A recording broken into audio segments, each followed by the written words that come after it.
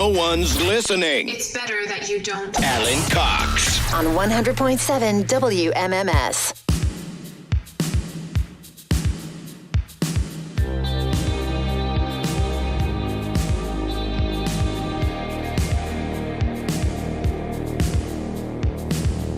Tomorrow on the program, actor, author, restaurateur, the great Danny Trejo is going to be on the show. Never spoken to him before. He is doing a voice in a brand new cartoon that's going to be out. It's called Gracie and Pedro, and the whole cast is stacked. It's him, it's Susan Sarandon, it's Alicia Silverstone, it's Bill Nye, the great British actor. And if you've seen a trailer for it before one of your kids' films, it looks like it might be some. So Danny Trejo on the show tomorrow. Thursday, we will have a short show because Game 3 is going to be in the afternoon. Back here at home, Games 3 and 4. Yankees, Guardians at Progressive Field. That is a 4:30 start on the coverage. So we will be here for live from 2 to 4:30 on Thursday. And then Friday's show, just me and Mary here in the room. We're gonna have so much fun. She... Eat a bagel together. Well, tell you what. What? I'll give you 3/4 of it. Wow, you're such a good guy. Well, I have my moments. Such a kind soul. I try. You know, I'm working on my, wait for it, Mary. Ready? Karma. Oh. I don't believe in it. But again, you are locked in. A lot of people do. And I think no matter how ridiculous I might think a certain belief is, if it improves your life, if you don't use it to oppress other people, nothing wrong with it. God bless. If that somehow improves your state of mind to believe in karma. It doesn't improve it. It gives me a sense of fairness, which I think the world lacks significantly. Well, it doesn't exist in nature. Fairness? Fairness is unnatural. Fairness is a social construct, right? But it's something I want, and it's something that makes me feel better. Understood. I think it's absolutely something to strive for. Yeah. Yeah. That's why it's so difficult, because it's something we've come up with. We made it up. And, but we are also living in a society. We're not living in nature. Correct. Despite how many deer are on my lawn every day. I did get a message, by the way, about you being here on Friday. Alan, Chris from Binghamton. So I got a question, my man. Friday, you and Mary are going to be in the studio. Are we going to get the Mary Santora Friday get down? See if she can do it a little better than Mr. Squire over there? Now, first off, absolutely not. I can't speak for anyone. I'll just speak for myself. I can't fathom a world in which somebody is able to improve upon the Bill Squire Friday Get Down. And people ask us all the time. I did a live one on Friday. When Bill is out on a Friday, I'll hear from people. Why doesn't Mary do it? Why don't you do it? It's not mine. No. It's not mine. Not even mine. But it is now. It's for the people. You've made it your own. Right. And Mary wants nothing to do with it. No. The only way it could get better is if it never happened again. Do you want to try? You could try it, Mary. I don't want to try. Oh, okay. Thank you, though. Appreciate that. Are you sure? Blessing. You don't want to? No. I did one at the Funny Stop on Friday night. What? On the early show, yeah. Someone requested because we were off on Friday. Yeah. So I did one, yeah. A live stand-up get-down. Mm-hmm. What was the payoff? I don't think I don't think I can say it. Oh, you can't say. Oh, yeah, okay. It was a rated R. There was a lesbian sitting in the front row, and it had to do with her. Wow. Yeah. A lesbian in the front row. Yeah. Was it Clam Lappa, Clam Lappa, Clam Lappa? Pretty close. Yeah, okay. Very close. I've actually got lesbians in This Week in Jesus. Oh. You want to hear about the lesbians in This Week in Jesus? Why wouldn't we? Okay. This Week in Jesus.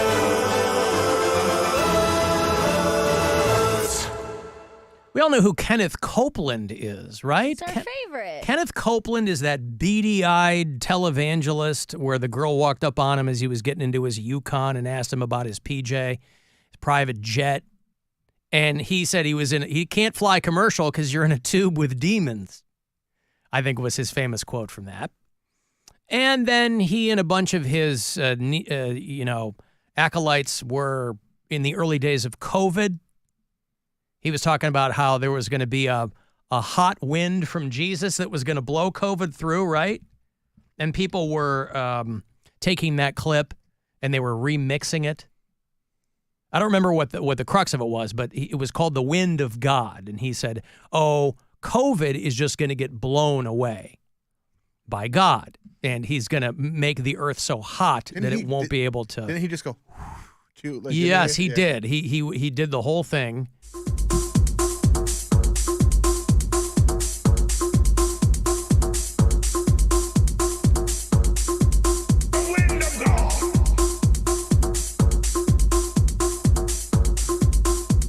Well, anyway, there's a lot of visual to that one more than singing, but you know who I'm talking about. Did he die? He did not die. No, I've got a brand new clip for you. Okay. These guys, Kenneth Copeland and his ilk, are they're unabashedly in the camp of Christian nationalism, which takes many forms, but the most prominent one is people who think that the United States, which was very specifically founded to not be a Christian nation, those people believe that things like separation of church and state are just a myth, and that this country needs to, they think, return to a state of that, but they think that the laws of this country should be under the boot of people who read the Bible in the way that they do. Yeah, obviously. And so he was doing one of his, eyes closed, American flag jacket wearing sermons, and a lot of it was pretty boilerplate. But he did refer to, well, I'll just play it here for you. The people that are addicted to pornography and addicted to the things of the flesh in this world, and we break the power. We break the power of the homosexual, lesbian spirits that are trying to ruin our children and ruin this nation. Get down from there. We sit by the throne. You are under our feet. Right. Now, nobody knows what the hell he's talking about. Even the people who are there in the congregation really don't know. And furthermore, don't care. Can I? Because he's fridge magneting all these words together. And I guess to them it makes sense. But I thought homosexual, lesbian spirits was especially, boy, that was inspired. We're trying to break the power, by the way. As you know, lesbians in this country just have outsized power, both culturally and politically and personally. You can't get away from powerful, powerful lesbians. Since today has been a largely semantic day, can we do this? Wouldn't a homosexual lesbian be a straight woman? Oh, you're saying they're canceling each other out. Two gays make a straight. Right? I mean, so wait, I don't think so. I think two gays make a straight. Can two gay guys marry cows? Yeah, marry that's a what's woman happening next. Oh, and it's a oh no. I think two gays and a straight are going to make for an amazing weeknight. No, if you are a lesbian but you're a homosexual lesbian, yeah, wouldn't that? I think it's redundant. I don't think they straight? Cancel each other out. I mean, how would they? Know. You're just it's Will and Grace. It's addition, right? It's not subtraction. Is it? Breaking the power of the homosexual lesbian spirits is great. And I guess they're spirits too. They're not even people. So. Right. So Kenneth Copeland, very much not dead. And you might recall a couple of years ago we played you the clip where he was explaining to his congregation how God gave him an airplane. Now, that airplane was because of the congregation donating money.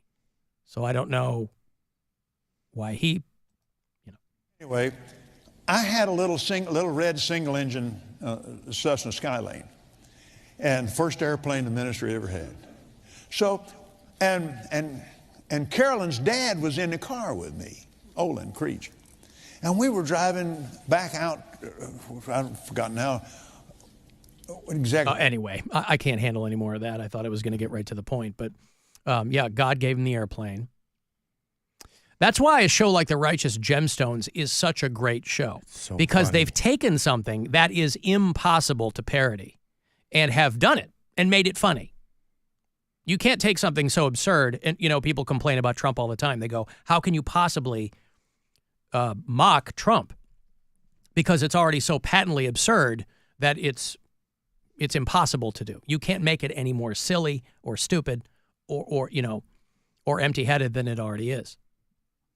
But Kenneth Copeland, very much concerned about the homosexual lesbian spirits. I can't even figure out what he thinks he's talking about. Because he goes, the homosexual lesbian spirits that are trying to ruin our children. And I'm not quite sure what he means by that. I don't know. Does he think drag queens are homosexual lesbians? Addicted to pornography and addicted to the things of the flesh in this world. And we break the power. We break the power of the homosexual lesbian spirits that are trying to ruin our children and ruin this nation. Get down from there. And he's got these dudes next to him that are basically amount to his hype men, but they're standing there like vertical corpses. They're all wearing the same like navy blue suit. It's giving Get Off the Roof sketch from Will Ferrell. Yeah, because he goes like the get down from there is completely out of context. It sounds like he's giving one speech and then he sees somebody's like, yes. get down from there. Get off the roof. I pictured like a cat on the drapes. Yeah. Like he's trying to give a speech and then his animal is getting into something it shouldn't, you know? Yeah. Like Get off the shed. Yeah, his son is on the back of the couch. He's like, get down from there. Yeah. Don't climb on that bookshelf. Mm-hmm. Hey, Ma! Get off the dang roof! Mm-hmm. So, yeah, that's what they're going for. By the way, I know that televangelists and that whole kind of thing, when they refer to sins of the flesh or addictions of the flesh or whatever, they're always talking about sex. Mm-hmm. Because part and parcel of this, and anybody who has grown up in any kind of organized religion like we all have, aware of the fact that sex is something that is kind of supposed to be filthy in any other context other than procreation.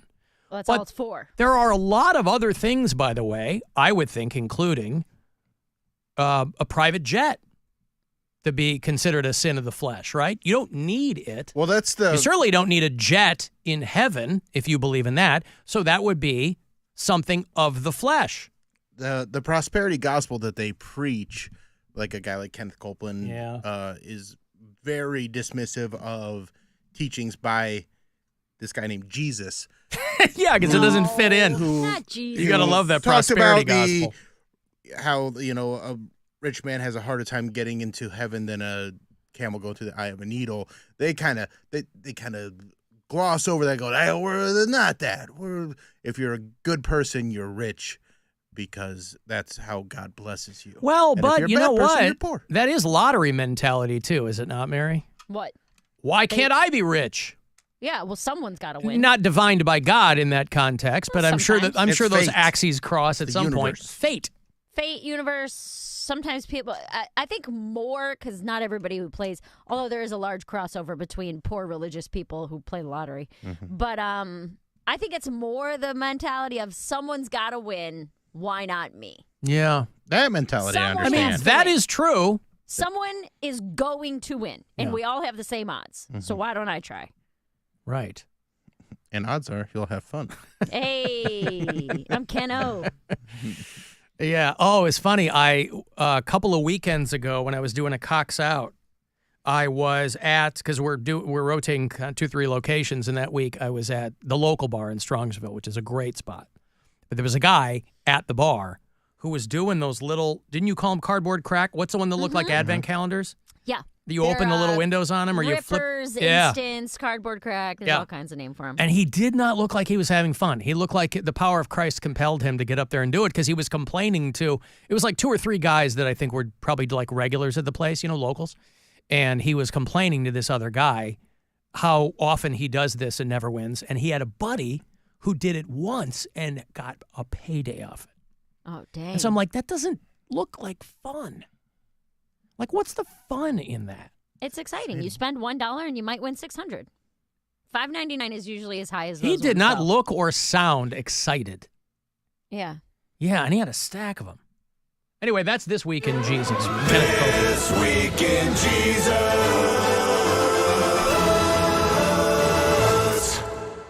Now, speaking of lesbians, Hell yeah. cats. Hey. They had a thing here in Cleveland, Ohio this past weekend over at the IX Center. The big Cat Expo. You see any ads for this ahead of time? I didn't see I saw any it like coverage day of of. it. Yeah. But then I have a friend that ended up going, and I didn't know there was going to be so much weird stuff at the Cat Expo. If I had known there was going to be weird stuff, like people in furry costumes Why and would it- doing karaoke, but only meow versions of it, I would have gone. I got a clip for you. The karaoke is what they called it. Yeah. This was the Cat Fanciers Association, or as many of you know it, the CFA. And the International Cat Expo, also known as ICE, at the IX Center. Do better at the border. They do. Sherrod Brown and the Cat Fanciers Association. We'll be doing that next. Where they do karaoke, but the lyrics are all meow. And this is blown up on TikTok, but it was just this past weekend here in Cleveland. And Mary missed it. I did. My friend was there. She was posting pictures, and I was like, damn. This has to come to New York. Maybe. It's international. So you think at the very least they'd have a couple of stops Cat domestically. Expo.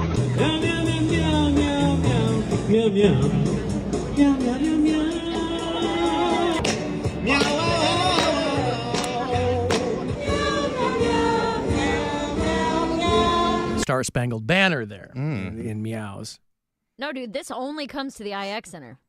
Well, then why is it called the internet? Oh, because people from all over come yeah. to Cleveland. I see. Oh, so for all things cat fancier, you've got to come here. Yeah. I wonder if the CFA is based in Northeast Ohio. CFE. Oh, the association. The Cat Fanciers Yeah. Association, yeah.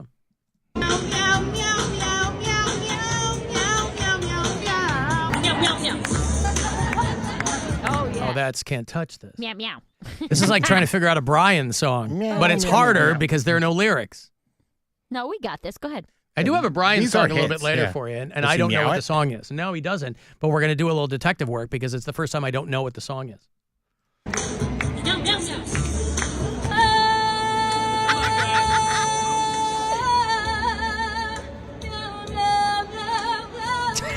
Oh, it's Now obvious, that, obviously. I don't hate that. Yeah. She's got a good voice. Yeah.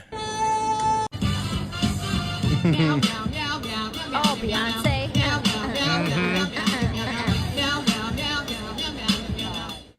Yeah, so anyway, if you didn't make it to the IX Center this past weekend, you really missed it.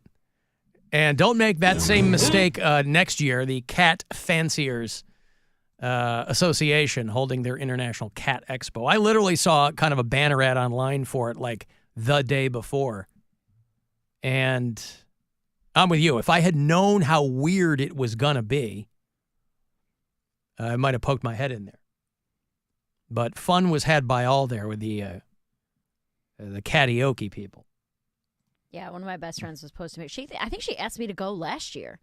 I want to say she texted me and was like, "You want to eat an edible and go to the cat show?" I was like, I had plans. I was doing something that day to the point where I couldn't go, but that's what she did. Yeah, it's Hang something out. to do. You got adoptions and all kinds of stuff. Of people, not cats. Oh, good. I was going to say, yeah. Human Is adoptions. anybody interested in Jimmy over here? Yeah. This is the Cat Expo, and his mom thinks he's a real cool cat. And he needs a loving home. Hey, brother ADX. Hey guys, how you doing, man? I wanted to do my impression of a cat doing Van Halen's "Dance the Night Oh, Away." boy. You know, I ran into brother ADX at the Cox Out on Sunday in Lakewood. And he's always a perfect gentleman. You know what? You never have to worry about him popping off or anything like that. And he called us as David Lee Roth last week. That wasn't really David Lee Roth. It was not, Man! as I found out when I ran into Brother ADX on Sunday, and he said, how'd you like that David Lee Roth? I said, what are you talking about? And he goes, that was me. And I was knocked back on my heels at the mere mention of, because he called in for David Lee Roth's 70th birthday, and we were all had the collective wool pulled over our eyes. Yeah, man, this is David Lee Roth of Van Halen. Hey, man, you remember my album I came out with called Diver Down? Man, we had some girls in the studio, man. Oh, they were awesome, man. We were recording good times, bad times, and the good times were going on in the studio, man. You know, good times, bad times, A, a Led Zeppelin song, B, not on Diver Down. You're thinking of Where Have All the Good Times Gone? And I would think that David Lee Roth would know that. I'm going to start calling him Brother DLR. I was in the studio when I wrote that song, Hang 'em High, Cathedral, Secrets, Intruder, and Pretty Woman. Man, I wrote all those songs, man. Edward didn't give me any credit for it. He just punctuates normal conversation with As what a great album, though. I'll tell you what, Name Check and Diver Down, Diamond Dave. That is a great album. And don't forget, man, Fair Warning, when it came out, man, Mean Street, Dirty Movies, Finna Swing here by the Well, now he's just rattling off songs, right? Well, Eddie did the music and you did the lyrics, boy. And okay, thank you. David Lee Roth, everybody. Van Halen.